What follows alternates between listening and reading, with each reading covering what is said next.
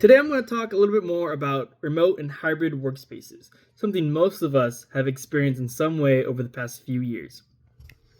If we go back a few decades, working from home was pretty rare.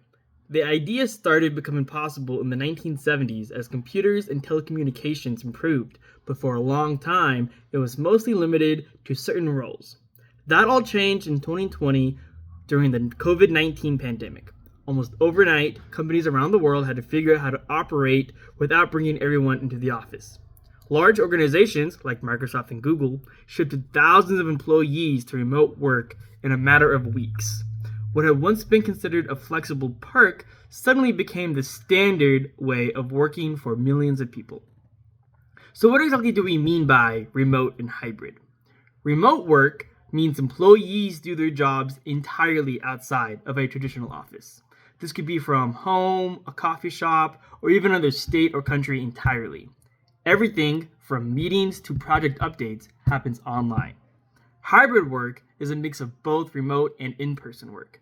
Employees might come into the office 2 or 3 days a week and work from home the rest of the time. Some companies schedule specific in-office days for team collaboration, while others let employees choose their schedule. The reason this works all comes down to technology. Platforms like Zoom allow face-to-face meetings without being in the same room. Messaging tools like Slack make it easy to ask quick questions.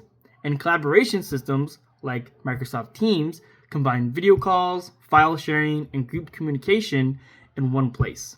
Cloud storage also means documents can be accessed from anywhere with an internet connection. Without these tools, remote and hybrid work wouldn't really function. One of the biggest differences between traditional offices and remote workspaces is how communication happens. In a physical office, you can stop by someone's desk, have a quick conversation in the hallway, or brainstorm in a meeting room. In remote settings, communication has to be more intentional. Meetings are scheduled, messages are written out, updates are often documented. In some ways, this can increase clarity because everything is recorded in writing, but it also requires stronger time management and communication skills. Hybrid work tries to combine the strengths of both systems. In-person days can be used for collaboration, brainstorming, or team building. Remote days might be better for focused, independent tasks.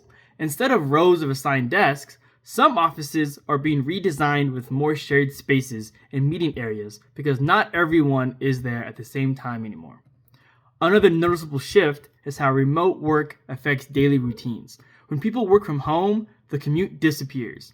That changes how they structure their day. However, it can also blur the line between work and personal life.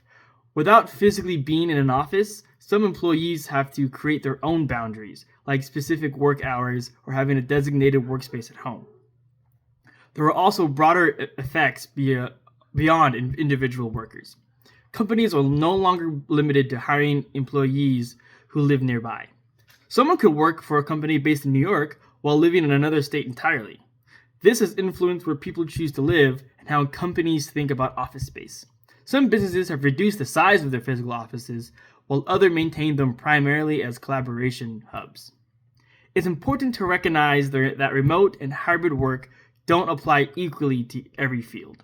Jobs in technology, marketing, or finance often adapt well because the work is computer-based. But industries like healthcare, manufacturing, and hospitality usually require physical presence.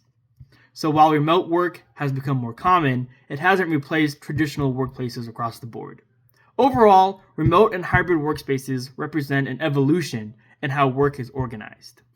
They rely heavily on digital tools, require intentional communication, and reshape how companies use office space. While they grew rapidly out of necessity, they've become a lasting part of the modern workforce. As technology continues to develop, it will be interesting to see how these models continue to change and what the workplace looks like in the next decade.